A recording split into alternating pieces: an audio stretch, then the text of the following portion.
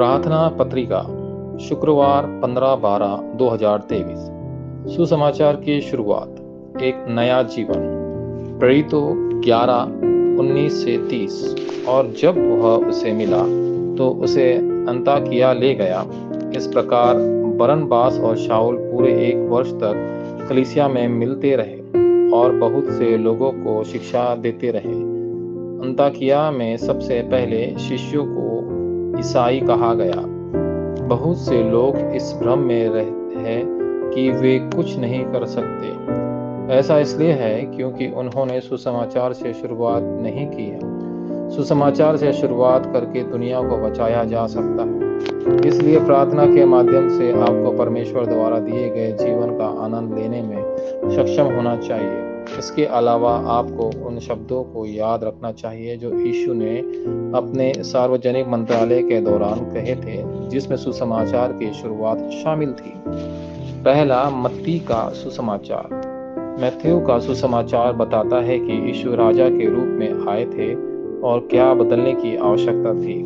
जिन चीजों को बदलने की आवश्यकता थी वे थे गलत आशीर्वाद, पर्वत पर उपदेश, गलत आराधना मत्ती 5:24, गलत प्रार्थना मत्ती 6:33, गलत विश्वास मत्ती 7:1-8 और अविश्वास के गलत विचार मत्ती 13:1-58।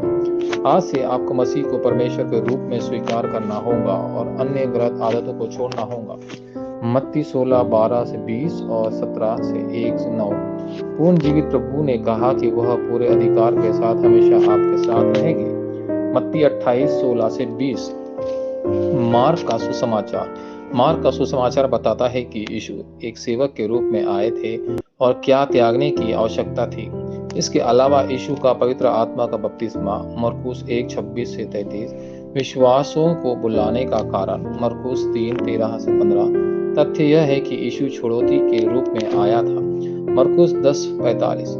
ईश्वर और पड़ोसी के रूप में प्रेम मरकुस 12:30-31। सारी सृष्टि में जा रहा हूँ और सिंहासन की शक्ति के माध्यम से होने वाले कार्यों को भी समझाया गया मरकुस 16:15-20।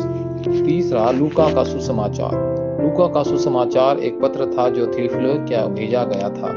इसमें बताया गया है कि यीशु मानव रूप में आए थे और क्या खोजने की आवश्यकता है।